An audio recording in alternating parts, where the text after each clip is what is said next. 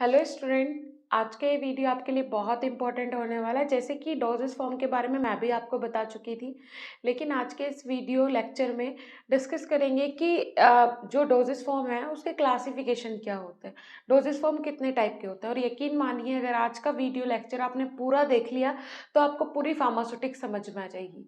पूरी फार्मास्यूटिक्स में आपको पढ़ना क्या है, सब कुछ समझ में आ जाएगा ओनली आज के लेक्चर में। तो आज का लेक्चर मतलब आज का सेशन आपके लिए बहुत इंपॉर्टेंट है और इस सेशन को कंटिन्यू करेंगे अवनीश राजपूत सर, जो कि आपको सारी चीज़ें समझाएंगे कि डोजेस फॉर्म होती क्या है, कितने पार्ट होते हैं, कौन से पार्ट में जो उनके अंदर जो ड्रग्स हैं उनका काम क्या होता है। एवरीथिंग एवरीथिंग कहने का मतलब है सब कुछ आपको इन 30 से 35 मिनट में समझ में आ जाएगा कि भाई डोजेस फॉर्म क्या होती है, कहाँ कहाँ यूज होता है। पूरी फार्मास्यूटिक्स 35 मिनट में खत्म। तो पूरा वीडियो लास्ट तक देखना है। Hey everyone, this is Sakshi Rajput and welcome to SB pharmacy. So सीधा मिल लेते हैं अवनीश राजपूत सर से। डोसेज फॉर्म अगर मैं बच्चों को समझाना चाहूँ, डोसेज फॉर्म आपने क्लास में रेगुलर भी पढ़ी होंगी और आपने उनको एज ए थ्योरेटिकल जाना होगा कि डोसेज फॉर्म क्या होती हैं। पर फिर भी एक प्रैक्टिकल फिनोमेना हमारे दिमाग में नहीं बैठ पाता है, हम प्रैक्टिकली नहीं समझ पाते हैं कि इनका यूज़ कैसे होता है और हमें इनको याद कैसे रखना है। एक ऐसा प्रैक्टिकल फॉर्मूला मिल जाए जिससे ये चीज़ें याद रहें। तो डोसेज फॉर्म के बारे में डेफिनेशन वगैरह मैं उम्मीद करता हूँ आपने सब कुछ पढ़ लिया होगा। तो सीधे चलते हैं क्लासिफिकेशन पे कि डोसेज फॉर्म का क्लासिफिकेशन क्या होता है। भाई डोसेज फॉर्म सभी जानते हैं, सॉलिड भी होती हैं, सेमी सॉलिड भी होती हैं, लिक्विड भी होती हैं। ठीक है, तो हम इनमें सारी चीज़ों में देखेंगे एक्सटर्नली इंटरनली इनके क्लासिफिकेशन को हम कैसे ब्रीफली आपको बता सकते हैं। तो उसमें हम आगे बढ़ते हैं। ठीक है, सबसे पहले हम ये देखते हैं कि हमें सॉलिड डोसेज फॉर्म जो हमने बनाई हैं उनमें क्या क्या चीज़ें आती हैं, सॉलिड डोसेज फॉर्म की ज़रूरत क्यों पड़ रही है। ठीक है, सॉलिड डोसेज फॉर्म की ज़रूरत इसलिए पड़ रही है क्योंकि हम उसमें दो या दो से अधिक मेडिकामेंट्स को मिला सकते हैं, ईजिली उसको हम यूज़ कर सकते हैं और ये एक यूनिट डोज होता है। सबसे पहली दिक्कत तो यही आती है कि यूनिट डोज समझ में नहीं आता। यूनिट डोज क्या है? यूनिट डोज और बल्क डोज में डिफरेंस यही है कि यूनिट डोज काउंटेबल होती है।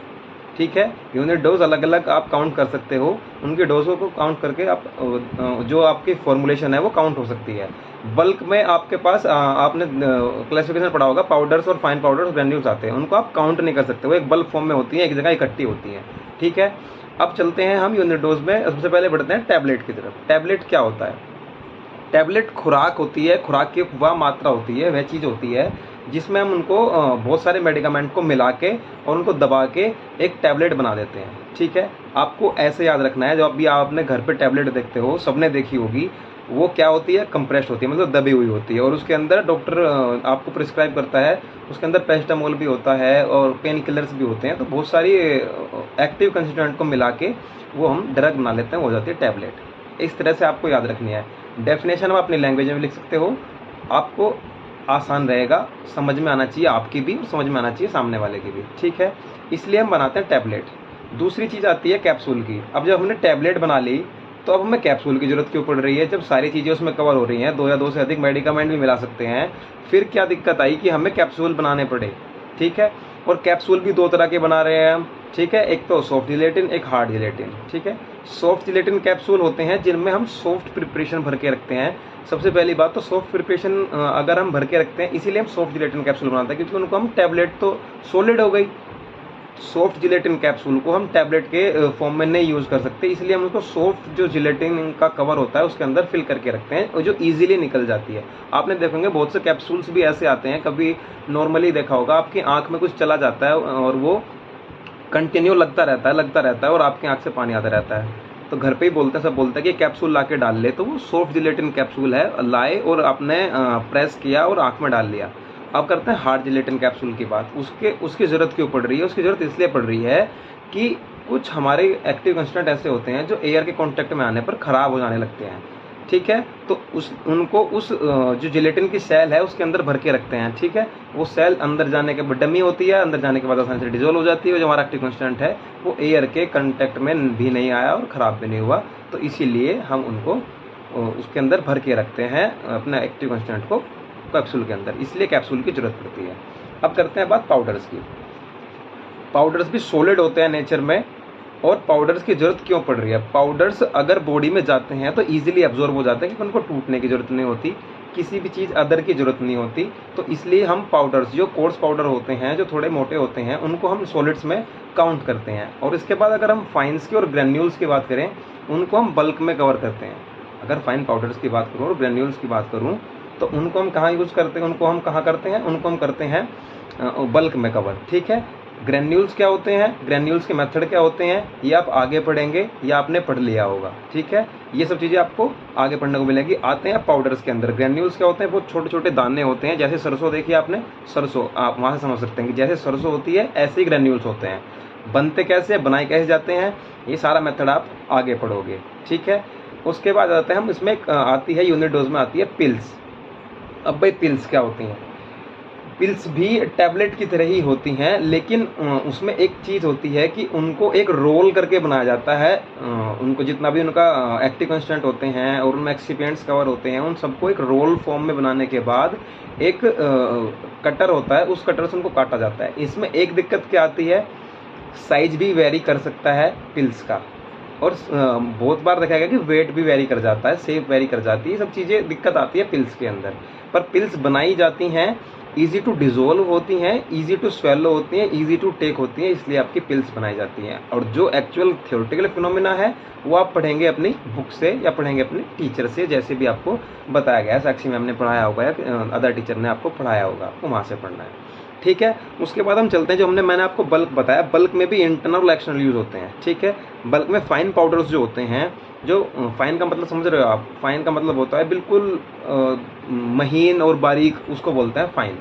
ठीक है, जैसे ही फाइन पाउडर की मैं आपको बात कर रहा हूँ, फाइन पाउडर से आपको समझ में आना चाहिए फाइन का मतलब है कि अगर आपको बोलता है कि आप कैसे, आप बोलते हो फाइन, फाइन का मतलब है बिल्कुल बिल्कुल, मतलब दूसरी चीज़ रही नहीं है, बिल्कुल ठीक, बिल्कुल महीन। पाउडर की बात करते हैं बिल्कुल महीन, आपको ऐसे याद रखना है। ठीक है, अगर इंटरनल की बात, एक्सटर्नल की बात करूँ, तो कुछ डस्टिंग पाउडर्स भी आ जाते हैं।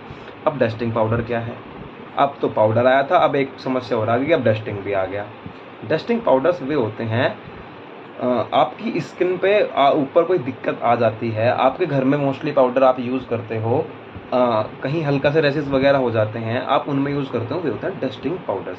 तो डस्टिंग पाउडर जैसे आप यूज़ करोगे तो आपके लिए बहुत हेल्पफुल हो जाते हैं स्किन की, और जो टॉपिकली जो डिजीज़ होती है उनमें लगाते हो तो आपको सूदिंग इफेक्ट देते हैं, डिमल्सेंट इफेक्ट देते हैं। डिमल्सेंट इफेक्ट वही होता है जिसको लगाने के बाद आपको अच्छा फील हो। ठीक है, उसके बाद आता है इंसफ्लेटर्स होते हैं कुछ।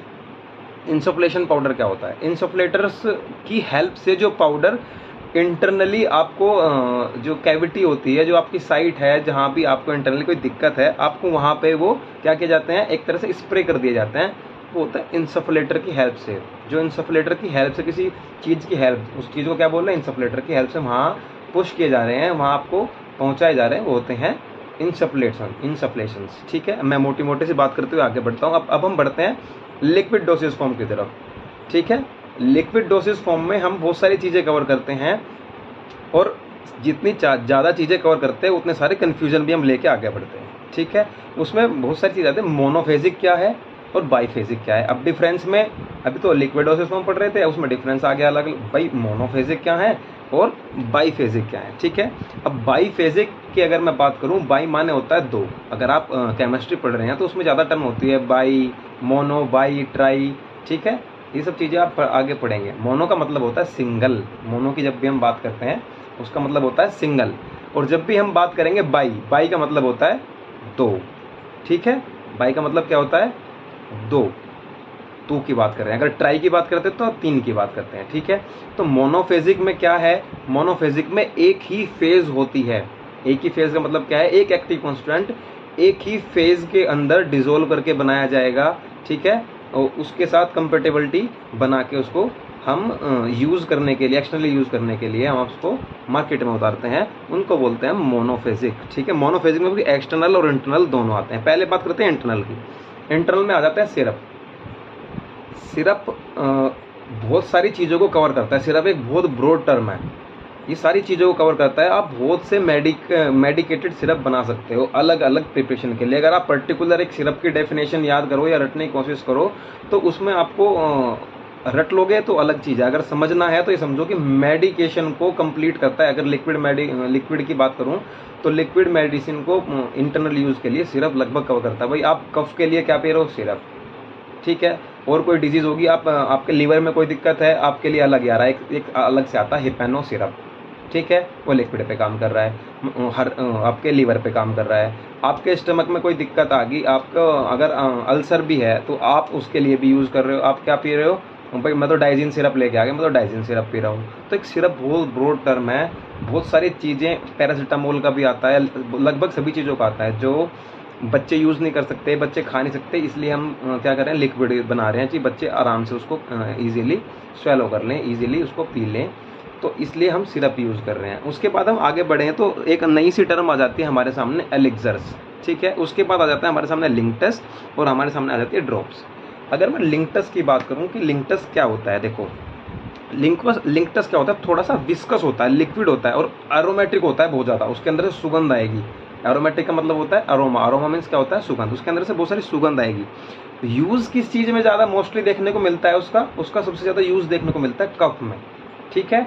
और जो आप कफ की मेडिसिन खाते हो, आप लिंक्टस खाते हो, अगर आप लिंक्टस यूज़ कर रहे हो तो आप हमें अपने आप महसूस करोगे। अगर आप किसी तरह का आप स्मोकिंग वगैरह नहीं करते हैं, अगर आप कोई नशे की दवाई यूज़ नहीं करते हैं, यूज टू नहीं है किसी भी चीज़ के, तो उसमें सेडेशन और डिमल्सेंट इफेक्ट कब आएगा? डिमल्सेंट इफेक्ट का आता है उसको लेने के बाद सूदिंग इफेक्ट, मीन्स अच्छा फील होता है, रेस्टिंग फील होता है। जैसे आपका आपने कफ सिरप आप पीते हैं या लिंक्टस आप खाते हैं, तो उसमें क्या होता है, जैसे जैसे वो सिरप अंदर जाता है वैसे वैसे अच्छा फील होना शुरू होता है, क्योंकि हमें कफ से रिलीफ मिलना शुरू होता है। इंस्टेंट हमें हमारा ऐसा लगता है गला खुल गया और ईजिली हम जो अपना स्पूटम है वो बाहर निकाल सकते हैं, ठीक है। उसके बाद हम करते हैं उसमें सेडेटिव, उसका सेडेटिव इफेक्ट होता है। आपने बहुत बार देखा जो कफ सिरप्स होते हैं, जो कफ से रिलेटेड कोई भी आपका लिक्विड प्रिपरेशन होगी, उनको मोस्टली बोलते हैं कि इनको लेने के बाद आप रेस्ट करें, आप बाहर ना जाएं, क्योंकि उनमें क्या होता है, सेडेशन होता है, वो आपको स्लीप इंड्यूस करा सकते हैं, ठीक है। उसके बाद होता है एक्सपेक्टोरेंट, ठीक है। एक्सपेक्टोरेंट उसका यूज़ क्या होता है कि एक्सपेक्टोरेंट यही होता है कि जो आपके रेस्पिरेटरी ट्रैक्ट में, आपके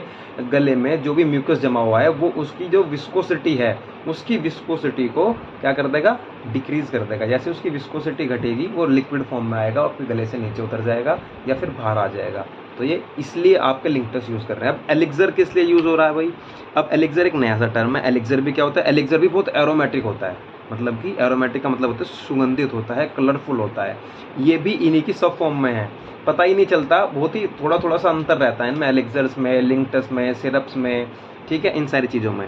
तो इसमें पोटेंट ड्रग्स भरे जाते हैं, बिल्कुल पोटेंट ड्रग्स भरे जाते हैं एलिक्सर्स के अंदर, ठीक है। पोटेंट ड्रग्स जैसे मतलब बहुत सारे एंटीबायोटिक्स, बहुत सारे बहुत ब्रॉड टर्म है, बहुत सारे एंटीबायोटिक्स हैं जो एलिक्सर्स के अंदर आते हैं। पहचान कैसे करनी है, बहुत ज़्यादा कलरफुल रहता है, ठीक है, और एरोमेटिक नेचर का रहता है, मतलब कि इसके अंदर सुगंध बहुत आती है, ठीक है। हम इसको ऐसे लेके चलेंगे। अगर आप ड्रॉप्स की बात करें, ड्रॉप्स भी आते हैं लिक्विड में और इंटरनल। आप ड्रॉप कहीं भी बाहर यूज़ नहीं करते, आप स्किन पर कहीं ड्रॉप नहीं लगाते, अंदर की बात चल रही है, तो ड्रॉप्स भी आ जाती हैं आपकी आई ड्रॉप। कभी कभी आपने देखा होगा, आप आई ड्रॉप डालते हो, आई ड्रॉप के साथ एक बहुत सा लॉजिक लगता है। आई ड्रॉप आप डालते हो, किसी किसी को दिक्कत ये होता है कि आई ड्रॉप डाली नहीं, थोड़ी देर में आई ड्रॉप गले में आ जाती है, ठीक है। ईयर ड्रॉप डाली नहीं, ईयर ड्रॉप थोड़ी देर में बाद गले में आ गई, ठीक है, और उसका फिर अजीब सा टेस्ट लगता है। क्योंकि ये होता किस लिए है, देखो ड्रॉप्स को याद करने का बढ़िया तरीका है, आप कोई भी लॉजिक सेट कर लो।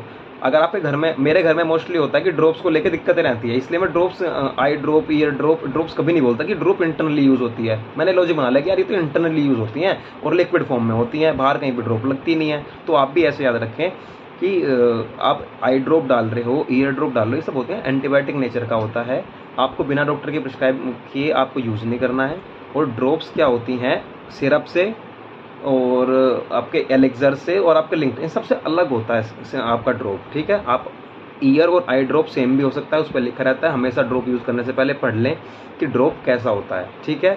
आपके इंटरनल आप ड्रॉप, पोलियो ड्रॉप भी आता है, ठीक है। पोलियो ड्रॉप आपके जीभ पे डाला जाता है, ठीक है, हो गया इंटरनल यूज़, ठीक है। जीभ पे क्यों डाल रहे हैं, जीभ पे इसलिए डाल रहे हैं क्योंकि हमारी जीभ पे ना बहुत सी रिच ब्लड सप्लाई होती है। आप कभी भी जीभ उठा के देखो या अपनी जीभ पे देखो, बहुत सारी वेसल्स का, बहुत सारी वेन्स का जाल फैला हुआ है, बहुत जल्दी एब्जॉर्ब होते हैं और अंदर चला जाता है, ठीक है। मैं उम्मीद करता हूँ आपको चीज़ें समझ में आ रही होंगी, आप रिलेट कर पा रहे होंगे, जो आपने पढ़ा है उन सब चीज़ों को आप जोड़ पाएंगे। ये अलग चीज़ें हैं। आप डेफिनेशन की और थ्योरी की अगर आप एक लाइन लिखें ना, जो आपकी बुक में से हैं, और जो मैं आपको बता रहा हूँ, आप उस प्रैक्टिकल नॉलेज को वहाँ अपनी लैंग्वेज में लिख के आए ना, आपके मार्क्स नहीं कोई काटेगा, ठीक है। हमें मार्क्स ही गेन करने हैं, सबसे बड़ी बात क्या है, हमें मार्क्स गेन करने हैं और अपनी नॉलेज दिखाने के हम क्या जानते हैं, जो आपने पूछा हम ये तो जानते जानते हैं।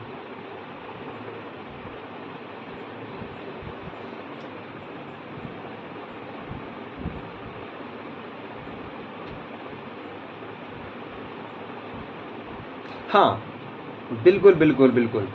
अगर कोई पूछता है ना कि सिरप क्या होता है, आप तुरंत उठा के बोलो भाई सिरप ये होता है। अब सिरप में अलग अलग चीज़ें होती हैं। अब सिरप के साथ एलेक्सर्स भी आने लगे हैं, लिंक्टस भी आने लगा है, ड्रॉप्स भी आने लगी है। ड्रॉप आपको अलग ही दिखेगी, ड्रॉप हमेशा ड्रॉप वाइज यूज़ करोगे।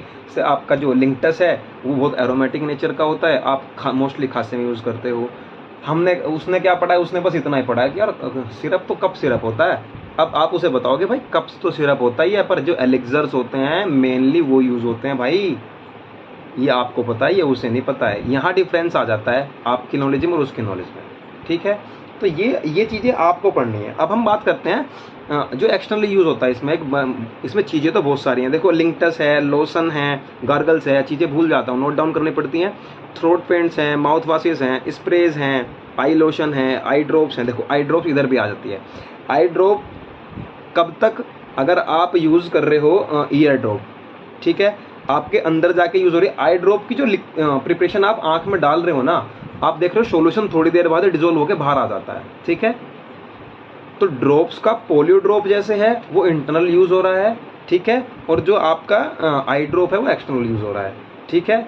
और आपको आंखों के बारे में अगर आप बात जोड़ रहे हो तो एक बात और बता देता हूँ।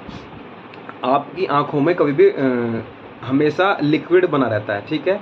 जैसे ही अगर आपकी आंख में ड्राइनेस आनी शुरू होती है तो आपकी पलकें टाइट होनी शुरू हो जाती है, ठीक है।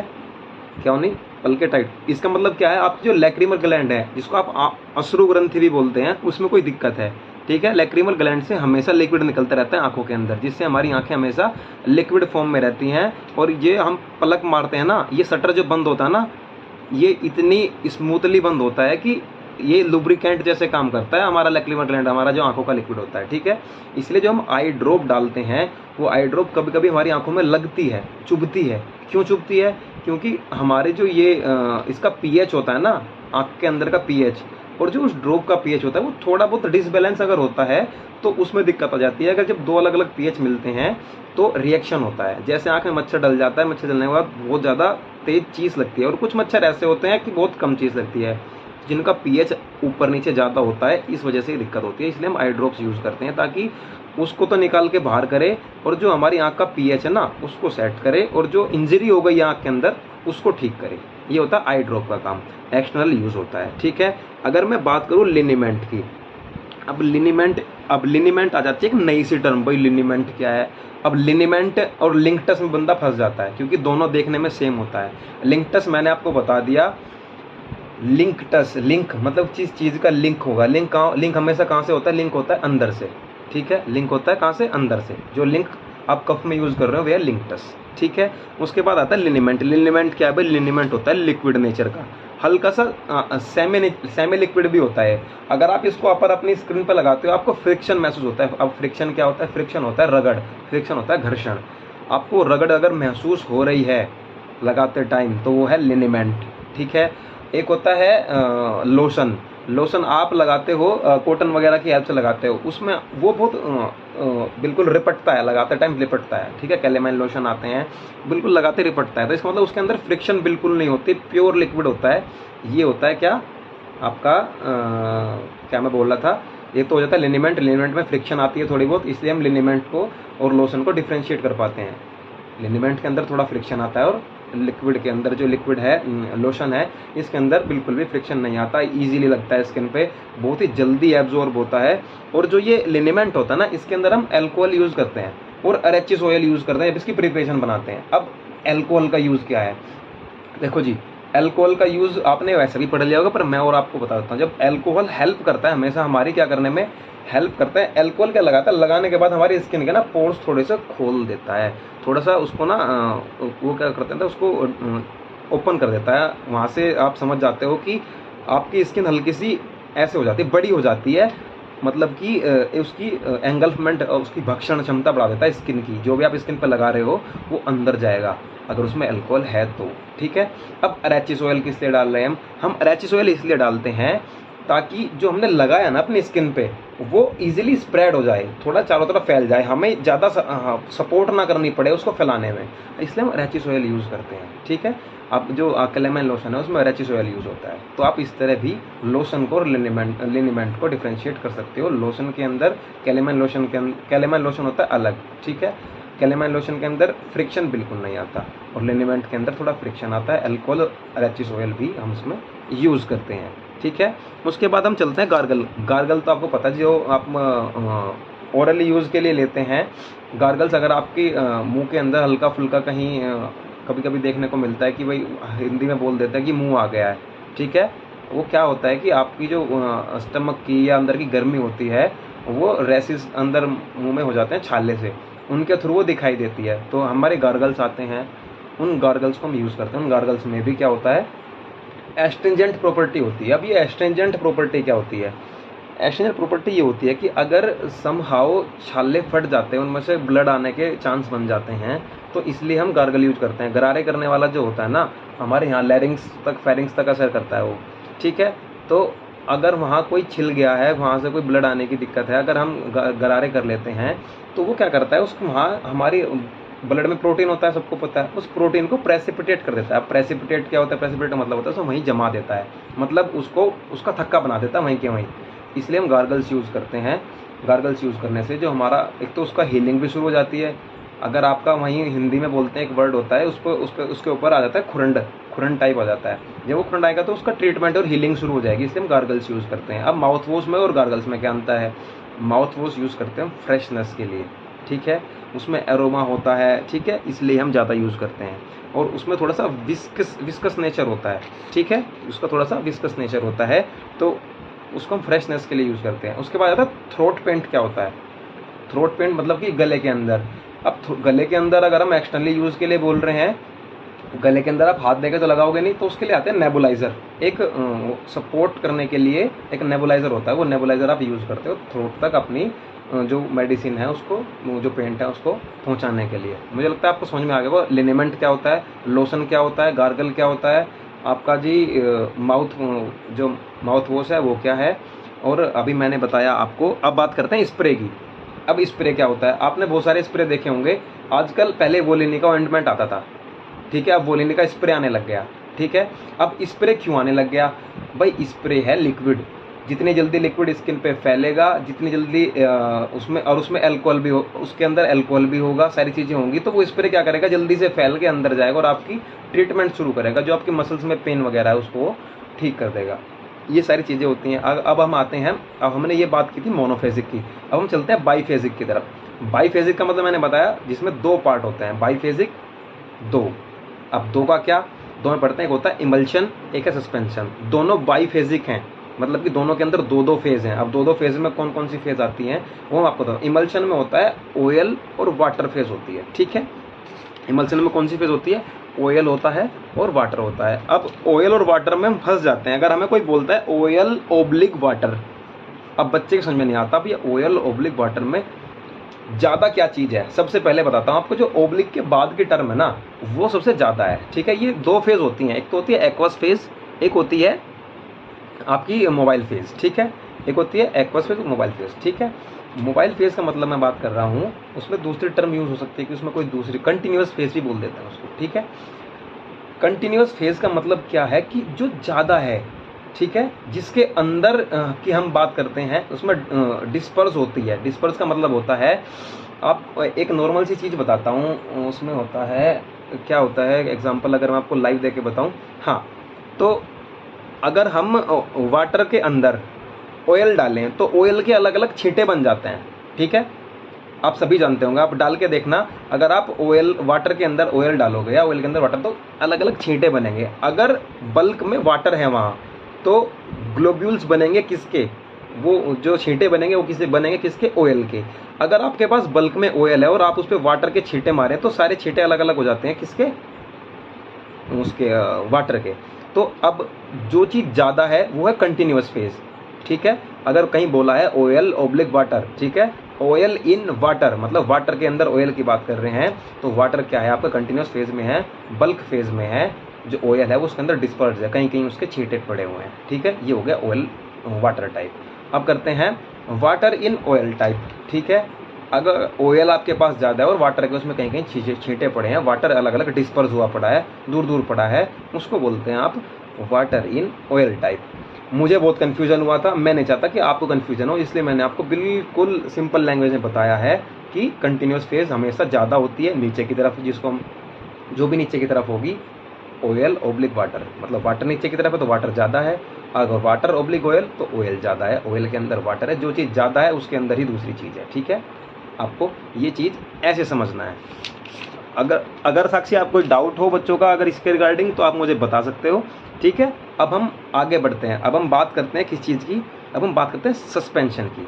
अब सस्पेंशन में क्या है, अभी तो हमने ऑयल पढ़ा, ऑयल के बाद हम बात करते हैं सस्पेंशन की। देखो जी, सस्पेंशन में फाइन पार्टिकल्स होते हैं, छोटे छोटे पार्टिकल्स होते हैं और वो डिस्पर्स्ड होते हैं। डिस्पर्स्ड किस चीज़ में होते हैं, सेमी सॉलिड व्हीकल्स में। अब व्हीकल क्या होता है, बहुत बार टर्म आती है, व्हीकल क्या होता है। व्हीकल कोई भी एक तरह से साधन ही समझ लो, व्हीकल माने आप वैसे भी यातायात होता है, साधन होता है, एक साधन होता है जिसके थ्रू हम एक प्रिपरेशन बनाने की कोशिश करते हैं, ठीक है।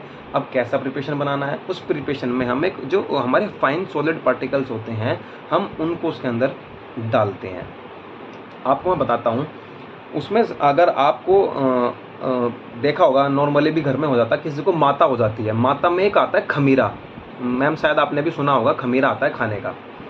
उस खमीरे के अंदर क्या होता है, छोटे छोटे आपको पार्टिकल्स दिखाई देते हैं, फाइन पार्टिकल्स दिखाई देते हैं, बहुत छोटे छोटे बहुत फाइन पार्टिकल्स दिखाई देते हैं। और जिसके अंदर वे फाइन पार्टिकल्स होते हैं वो सेमी सॉलिड नेचर में होता है, ठीक है। कैसे नेचर में होता है, सेमी सॉलिड नेचर में होता है। तो बिल्कुल वो सेमी सॉलिड भी नहीं होता, ठीक है, और बिल्कुल वो लिक्विड भी नहीं होता।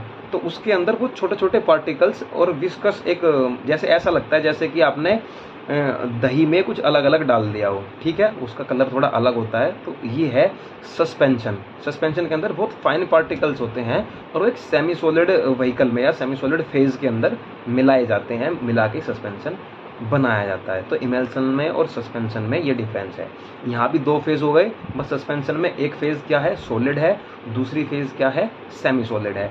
इमल्शन में दोनों फेज, एक ऑयल एक वाटर, दोनों लिक्विड फॉर्म में है, बाई फेज है, फेज दोनों में दो ही हैं। अब हम इससे आगे बढ़ते हैं, हम चलते हैं सेमी सॉलिड की तरफ।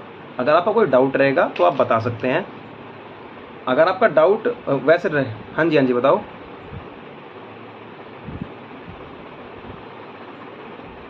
हाँ,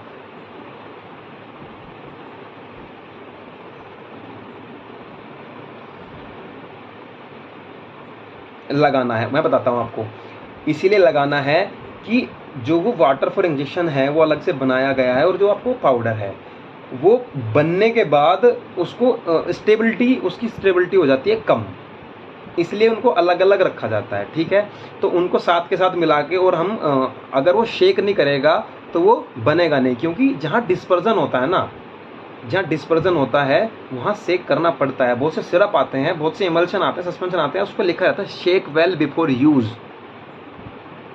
अगर आपको आप उसको शेक ही नहीं कर रहे हैं, आप उन पार्टिकल्स को रनिंग फेज में नहीं ला रहे हैं, वो पार्टिकल आपके मतलब रनिंग फेज में नहीं आ रहे हैं, अलग अलग डिस्पर्स हो रखे हैं, एक तरफ बैठ गए हैं, इधर उधर हो गए हैं, तो आपको अपने चम्मच में अगर आप डाल रहे हो उसको तो वो आएगा ही नहीं। आपकी अगर कंटिन्यूस फेज ही आ गई, इमल्शन में आप यूज़ कर रहे हो, कंटिन्यूस फेज ही आपकी पूरी कंटिन्यूस फेज आपके चम्मच में आ गया, आपने कंटिन्यूस फेज खा ली, ऑयल फेज आई, वो आपकी क्या नाम है, एक्वस फेज आई नहीं। तो एक्वस फेज और आपकी कंटिन्यूस फेज का कॉम्बिनेशन बना रही, इसलिए बोलते हैं शेक वेल बिफोर यूज़। आपको शेकिंग करके लेना है, इसीलिए वो इंजेक्शन को भी अच्छे से शेक करता है। और जो आपकी सस्पेंशन होते हैं उनको आप उनको अच्छे से मिक्स करके खाते हो। अगर आप मिक्स नहीं करोगे तो ना कोई फ़ायदा नहीं है, इसीलिए इनको शेक करना पड़ता है, अच्छे से मिक्स करके खाना पड़ता है, ठीक है। अब हम सेमी सॉलिड की तरफ चलते हैं। अब सेमी सॉलिड में क्या जाता है, देखो जी, सॉलिड की बात भी कर ली, लिक्विड की बात भी कर ली। अब सॉलिड और लिक्विड के बीच का पार्ट है, जब हम सॉलिड से लिक्विड बना रहे थे तो बीच में एक चीज़ आई सेमी सॉलिड। अब सेमी सॉलिड की जरूरत क्यों पड़ रही है, अब सेमी सॉलिड की जरूरत इसलिए पड़ रही है कि हमने इंटरनल भी बात कर ली, हमने खाने की भी बात कर ली, अब स्किन की केयर कौन करेगा, अब स्किन की केयर भी तो कोई करेगा ना, अब स्किन की केयर भी तो हमें करनी पड़ेगी ना। तो इसलिए हम सेमी सॉलिड, और केवल एक स्किन की बात नहीं करते, इंटरनली भी यूज़ होते हैं ये, पर एक टॉपिकली की बहुत एक अगर एक्सटर्नल यूज़ की बहुत बड़ी टर्म देखें, स्किन एक सबसे बड़ा ऑर्गन है हमारी बॉडी का, ठीक है। तो उसके लिए भी उनको ध्यान रखते हुए ये लिक्विड फॉर्म की आपकी सेमी सॉलिड प्रिपरेशन बनाई गई है। अब लिक्विड फॉर्म भी आपने स्किन पे यूज़ करी, भाई लोशन भी आप यूज़ कर रहे हो, पर एक लेयर बना के उसके अंदर मेडिकामेंट्स को रख के आप अगर स्किन पर रब करते हो, स्किन को ज़बरदस्ती करते हो, मैनिपुलेट करते हो कि ये एब्जॉर्ब होना चाहिए, क्योंकि उसका एब्जॉर्ब नेचर है। अगर आप स्किन में एब्जॉर्ब कराते हो, फ्रिक्शन कराते हो, वो एनर्जी जनरेट होती है, उस एनर्जी के कारण जो हमारा लिक्विड, जो हमारा मेडिकामेंट है वो अंदर पहुंचता है। तो अब इस बारे में हम क्या बात करेंगे। अब एक्सटर्नल यूज़ भी होता है, इंटरनल यूज़ भी होता है सेमी सॉलिड का भी। तो अब एक्सटर्नल यूज़ पे चलते हैं। एक्सटर्नल यूज़ में आ जाता है आपका ऑइंटमेंट। ठीक है जी, बहुत सारे ऑइंटमेंट आते हैं। सबसे पहले आपने देखा होगा बीटाडीन ऑइंटमेंट आता था। आप डॉक्टर के पास गए,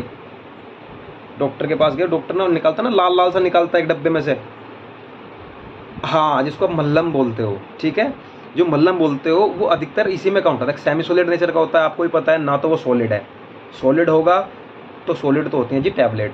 ठीक है, ना वो लिक्विड है। अब लिक्विड होगा तो लिक्विड तो आपको स्प्रिट की तरह दिखाई देगा, लिक्विड होगा तो बीटाडीन का लिक्विड अलग आता है, लिक्विड तो अलग दिखाई देगा, पर वो अलग ही होता है, मल्लम टाइप, तो उसको बोलते हैं ऑइंटमेंट। ठीक है, ऑइंटमेंट सेमी सॉलिड नेचर का होता है, एक्सटर्नल यूज़ होता है, और हम स्किन पे अप्लाई करते हैं। किस लिए अप्लाई करते हैं जी, अगर स्किन को प्रोटेक्ट करने के लिए। ठीक है, अगर स्किन छिल गई है तो भी वो प्रोटेक्ट ही करता है स्किन को, ताकि अदर इन्फेक्शन ना हो और जो आपकी कटिंग हुई है, जो वुंड है, जो घाव है, उसकी हीलिंग हो जाए। ठीक है, ये प्रैक्टिकल्स नॉलेज हैं। आप अगर इनको अपनी थ्योरी के साथ ऐड कर लोगे तो सारी चीज़ें क्लियर हो जाएंगी। ठीक है, उसके बाद आती है क्रीम्स। अब भाई क्रीम्स की ज़रूरत क्यों पड़ी जब हमारे पास ऑइंटमेंट थे। तो जी क्रीम इसलिए आती है, देखो क्रीम दो नेचर का होता है, क्रीम भी दो नेचर का होता है। एक तो एक्वस नेचर का क्रीम होता है, ठीक है जी, एक इमल्सिफाइंग नेचर का क्रीम होता है, और ये बिल्कुल उसके जैसा होता है, इमल्शन टाइप जैसा होता है। ठीक है, इमल्शन टाइप जैसा कैसा होता है, इसको ऐसे पढ़ना है। देखो जी, वो तो हो गया liquid, oil and water type liquid. ठीक है, ये है oil and water type semi solid. ठीक है, क्रीम्स आती हैं oil in water type semi solid, water in oil type semi solid. अब कैसे सेमी सॉलिड, जहाँ वाटर है कंटिन्यूस फेज में, ऑयल इन वाटर है, जहाँ ऑयल इन वाटर है वो तो है एक्वस क्रीम्स। ये कौन सी होती हैं, एक्वस नेचर की होती हैं। ठीक है, क्योंकि वाटर ज़्यादा है, वाटर को क्या बोलते हैं हम, एक्वस नेचर बोलते हैं। और हाँ, बिल्कुल सारी चीज़ें आती हैं एग्जाम्पल्स के अंदर। आप बुक्स के अंदर होंगे, आपके टीचर्स बताते हैं, ये सारी चीज़ें इसके अंदर आ जाती हैं। और बहुत सारी चीज़ें हम ऐसी भी हैं कि जो चीज़ें क्रीम्स है ही नहीं, हम उनको भी क्रीम्स के अंदर गिन जाते हैं। तो इसलिए क्रीम्स का डिफरेंस समझो आप। और आप फार्मासिस्ट बनने जा रहे हो, आप फार्मा लाइन से हो, आपके घर में अगर क्रीम आती है, आपके घर में ऑइंटमेंट आता है, आप प्लीज़ उसे उठाइए, लेबल ज़रूर पढ़ा कीजिए। लेबल पढ़ना बहुत ज़रूरी है, लेबल से बहुत सारी चीज़ें क्लियर हो जाती है जब आप आगे थ्योरी पढ़ते हैं। ठीक है, ये बहुत ही इंपॉर्टेंट चीज़ है, सभी बच्चों को ये यूज़ करनी चाहिए। हम बात करते हैं एक्वस की। एक्वस मैंने आपको बताया सस्पेंशन के जैसा, उसके जैसा होता है, इमल्शन के जैसा। ऑयल एंड वाटर टाइप की बात करेंगे तो वाटर नीचे आ गया, ज़्यादा में है तो एक्वस फॉर्म की बात करेंगे, एक्वस क्रीम है। अगर हम उसकी बात करते हैं, वाटर इन ऑयल टाइप की बात करते हैं, इन ऑयल बाद में आ रहा है, ऑयल ज़्यादा है, ऑयल कंटिन्यूस फेज में है, तो क्या हुआ, इमल्सिफाइंग नेचर का हुआ, इमल्सन नेचर का हुआ, तो वो हुआ आपका, हाँ, वो हुआ आपका ऑयली नेचर का। ठीक है, अगर उसका ऑयली नेचर है तो वो ऑयली टाइप की क्रीम है, अगर एक्वस नेचर है तो एक्वस टाइप की क्रीम है।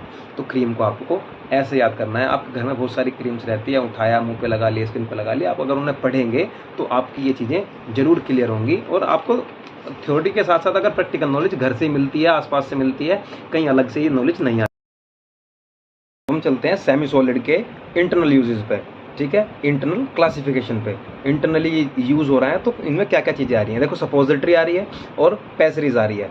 सपोजिटरीज क्या है और पैसरीज क्या है, इनमें दोनों यूज़ एक तरह से होती हैं, बनाने का मेथड लगभग एक जैसा होता है, बस डिफरेंस का आता है इनके यूजेस बेस पे आता है। देखो, वेजाइनली यूज़ होती हैं दोनों, सपोजिटरी भी पैसरीज भी, बट जो फंगल इन्फेक्शन वगैरह हुए और हल्का फुल्का कोई यूटीआई इन्फेक्शन होता है उसके लिए दिया जाता है, एक डिवाइस की हेल्प से लगता है सपोजिटरी डिवाइस टाइप होता है, और ये वेजाइनल रूट से उस लोकल जगह पे रखा जाता है, साइड पे रखा जाता है जहाँ आपको इन्फेक्शन हो रहा है। ठीक है, जहाँ आपको फंगस है या जहाँ आपको कोई अदर इन्फेक्शन है जिसके लिए आपको सपोजिटरी डॉक्टर ने लिखी है, डॉक्टर ने बताई है। अब हम अगर समझते हैं कि पैसेरीज क्या होती हैं।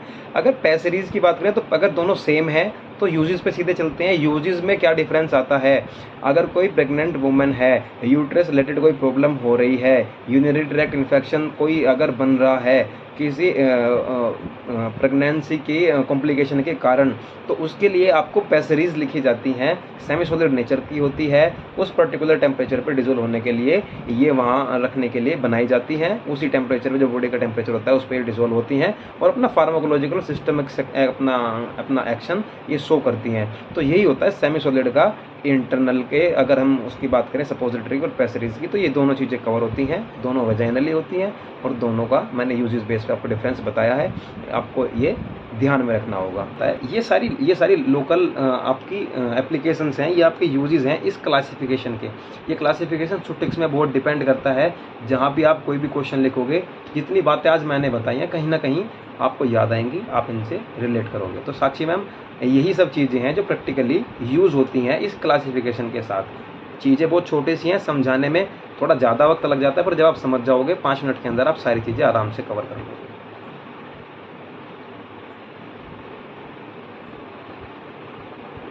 जैसा कि आप सबने देखा, ये कंप्लीट वीडियो डोजेस फॉर्म का, मेरे हिसाब से तो किसी के मन में कोई भी डाउट नहीं बचा होगा।